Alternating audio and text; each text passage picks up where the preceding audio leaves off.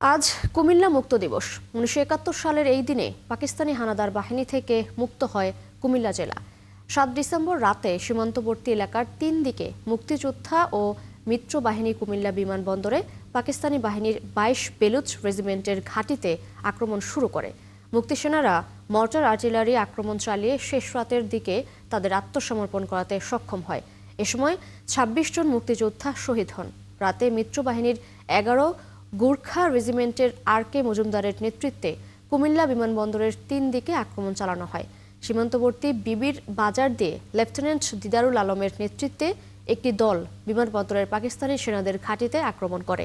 এ সময় রাতের মুক্তি বাহিনী ও মিত্র বাহিনীর সাথে সম্মুখ যুদ্ধে পাকিস্তানি সেনাদের প্রধান ঘাঁটি পতনের মধ্য দিয়ে পরদিন ৮ ডিসেম্বর কুমিল্লা যুক্ত হয়। বিকেলে টাউন হল মাঠে ওড়ে স্বাধীন বাংলাদেশের পতাকা।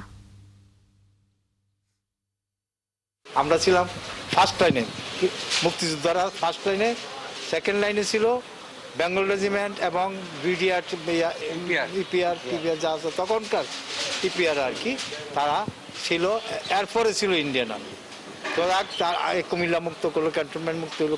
আমরা ৭ তারিখই কুমিল্লা শহরের চতুর্দিকে মিত্র বাহিনী এবং মুক্তিযোদ্ধা বাহিনীরা ঘিরে ফেলেছি। ৮ তারিখ যে মুক্ত হয়েছিল, তারা বুঝুক জিনিসটা, তারা শিখুক, তারাও ভবিষ্যতে আমাদেরকে ফলো করে ভবিষ্যতে এভাবে দিবসগুলি পালন করে যাবে।